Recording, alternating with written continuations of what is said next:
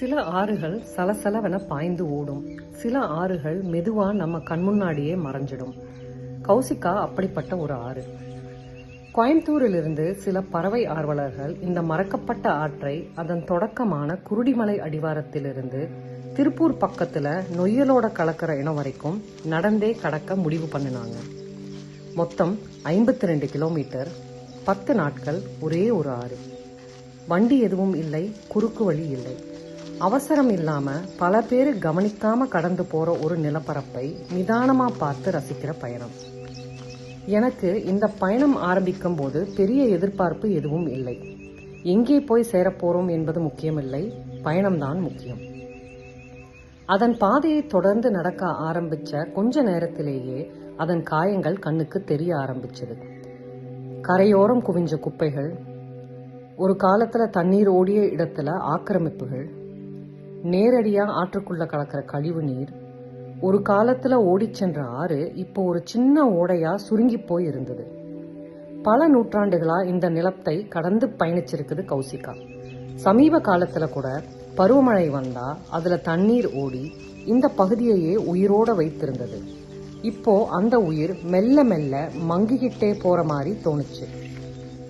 ஆனா நாம இன்னும் உத்து பார்க்க ஆரம்பிச்சப்போ இந்த ஆறு வேற கதைகளையும் காட்ட ஆரம்பிச்சது. ஏன்னா நாங்க நடந்தோம், மெதுவா நடந்தோம். அதனால அவசரத்துல போயிருந்தா தவற விட்டிருக்கும் பல விஷயங்கள் எங்க கண்ணுக்கு பட்டது. உயிர், எங்க பார்த்தாலும் உயிர். காலை வெயில்ல உடம்பை சூடாகிக்கிட்டு இருந்த கண்ணாடி விரியன், தன்னோட கூட்டை காப்பாத்த சத்தமா அலறிக்கிட்டு இருந்த செம்மூக்கு ஆள்காட்டிகள், கரையோர மண் சுவர்கள்ல தங்கள் குஞ்சுகளை வளர்த்துக்கிட்டு இருந்த சிறிய பஞ்சுருட்டான்கள், அரசமர பொந்துக்குள்ள அடைஞ்சு இருந்த ஒரு சாம்பல் இருவாட்சி.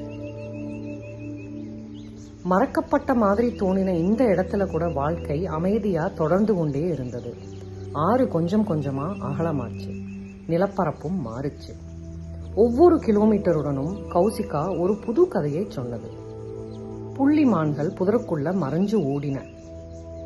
பாராங்குழியிலிருந்து பெரிய கொம்பன் ஆந்தைகள் எங்களை கவனிச்சது. ஒரு கருந்தோல் பருந்து வானல உலா வந்து இரையை குறிவைச்சிருந்தது. குப்பை குவியல்களுக்கு நடுவுல கூட உன்னிக்கொக்குகள் உணவு தேடிக்கொண்டு இருந்தது. இயற்கை இன்னும் விடாம போராடிக்கிட்டே இருப்பது போல இந்த ஆறு எங்களுக்கு ஒரு வகுப்பறையா மாறுச்சு. மணலுக்கடியில் பொறுமையா காத்திருந்த குளிநரிகள், பழைய மரங்களோட பொந்துகளுக்குள்ள குடியிருந்த தேனீகள், பறவை மாதிரி தோற்றமளிக்கும் ஹம்மிங் பேர்ட், ஹாக், மாத், ஒரு அந்துப்பூச்சி, ஒரு பெரிய ஆச்சரியம். ஒரு உலகுக்குள்ள இன்னொரு உலகம், ஒரு கதைக்குள்ள இன்னொரு கதை.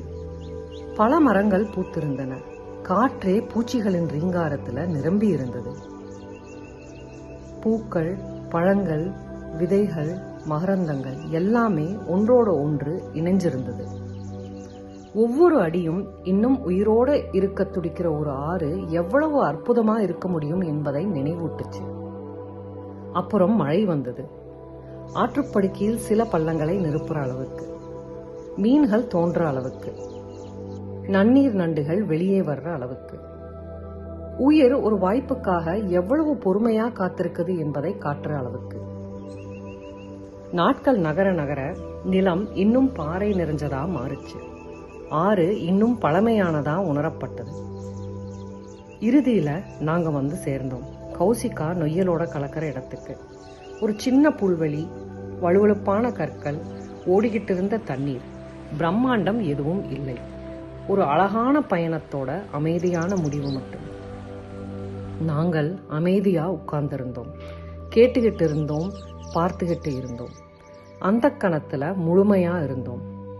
ஏன்னா ஒருவேளை ஆறுகள் நம்ம கிட்ட கேட்கறது அதுதானோ, கொஞ்சம் மெதுவா போங்கன்னு, கவனிங்கன்னு, இன்னும் உயிரோட இருக்கிறதை பாருங்கன்னு.